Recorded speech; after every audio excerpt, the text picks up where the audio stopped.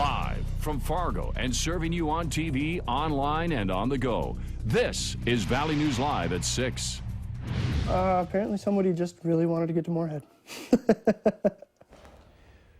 A Frazee man is all smiles and laughter tonight, despite being without a nearly new car. It was stolen right in front of his girlfriend's apartment this morning. I can't believe it. Thank you for joining us tonight. Officers immediately took off after the stolen Ford Fiesta, chasing it down Highway 10 toward the FM area at speeds more than 120 miles an hour. Now in North Moorhead, Clay County deputies were able to use the pit maneuver to bring the driver, 23-year-old Michael Strelo, to a stop and then into custody. Valley News Live had the only TV crew there with the pursuit coming to an end, and our own Bradford Eric has the exclusive interview with the owner of the stolen car. Now his message, lock your doors, especially when your vehicle's running. Mitch Dolan, his girlfriend Liz, and her son call this apartment building home in Frazee. Mitch works in Williston and was home on break. Liz is a student at a nearby technical school. Bought the car because my girlfriend's car wasn't doing so well. I mean, that's another reason why we bought it, the great gas mileage. 3 minutes, that's all it took. Mitch said his girlfriend was inside their apartment at the time. She came out again and the car was gone. Liz was busy getting her son's coat and hat on when Michael Strelo is said to have jumped in the car and took off, with Becker County authorities in hot pursuit. Somehow lost him in the area of Lake Park, but it had been seen doing speeds over 100 miles an hour westbound on Highway 10 near Lake Park. Clay County Sheriff's deputies then picked up the speeding hatchback. Yeah, and one of our deputies had him clocked at 117 miles an hour. We were actually questioning that yesterday. I was wondering if the car was governed and how fast it could go, and I guess the sheriff confirmed that for me. He said they were doing 125 and he was still pulling away from them. But the smiles, laughs, and jokes hide a much more serious situation. At those speeds, someone could have easily been hurt or worse. Clay County officials say deputies did the right thing at the right time using the pit maneuver.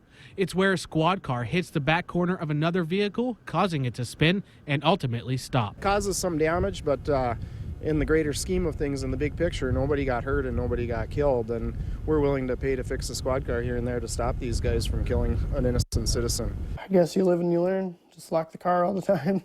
Just glad that they caught the guys who did this. Apparently somebody just really wanted to get to Moorhead.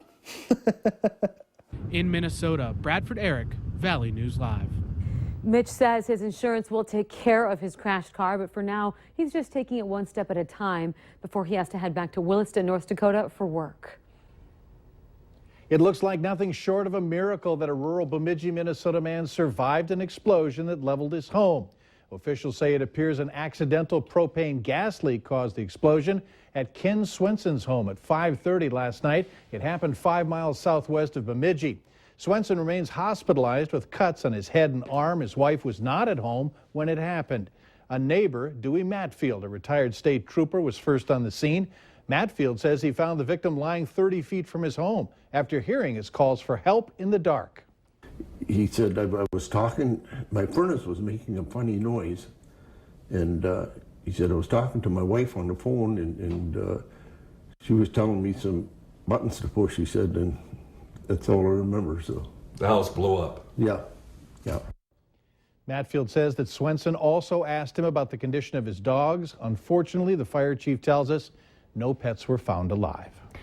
Well, we can't complain too much out there. Temperatures are unseasonably warm and nothing's falling from the sky. By comparison, we are having rather boring weather here compared to our neighbors out east. Let's check in with Lisa Green, who's in for Hutch tonight. So Lisa, how much longer will this nice weather last? Well, if you're liking the warmer temperatures, we have maybe a day, maybe two left before we start to see things really cool down. So enjoy this if you like 30s and 40s. 41 degrees is the high temperature in Jamestown today. Looking out west, we broke some records in Bismarck. Dickinson hit 61 degrees. Even Rapid City down in western South Dakota, they reached 73 degrees. That ties an all-time record high for the month of January. So very mild here in the plains. 33 right now in Fargo, 32 in Grand Forks. There's a little disturbance to our northeast. It may be bringing a flake or even a little bit of freezing drizzle up around Lake of the Woods, but otherwise things are looking quiet. And for the rest of the evening tonight, expect to see those temperatures to stay in the 30s because we've got a nice south wind helping to bring in those warmer temperatures, and cloud cover is going to be sticking around. When I return, we'll talk about when that colder air will be hitting the valley once again, coming up in just a little bit. Oh, we'll take the temperatures as they are right now, Lisa. We'll see if we can hold on to it. Good. All right. Thank you. Well, frightening night in southern Minnesota last night. 2 police officers were hit by gunfire and a suspect was shot and killed at the New Hope City Hall. Officials say the shooting happened as city council meeting was wrapping up. Officers had just been sworn in and left the council chambers, which is when they were confronted by a man with a gun who started firing at them.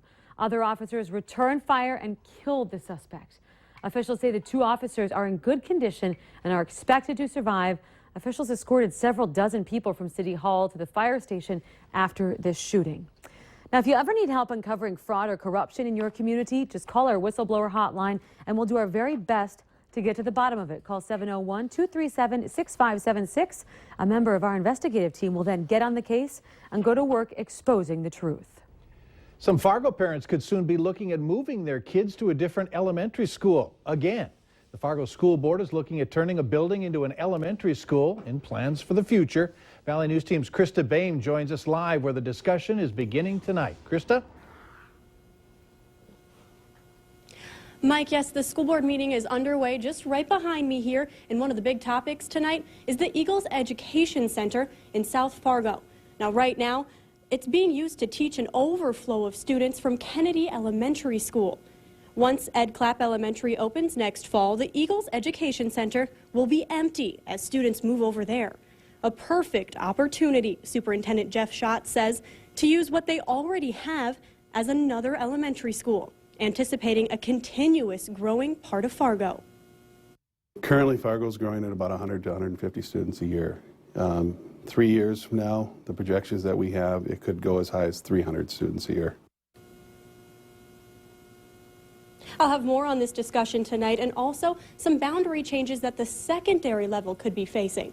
That's all on Valley News Live 10 at 10 tonight. Mike? All right, thanks, Krista. Not only can you stay with this story tonight at 10, but also on valleynewslive.com as well.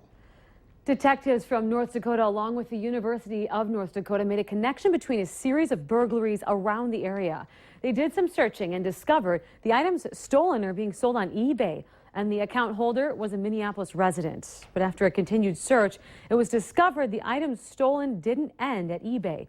The money was then used to buy narcotics, and specifically meth, which was brought back to North Dakota, and it's being sold.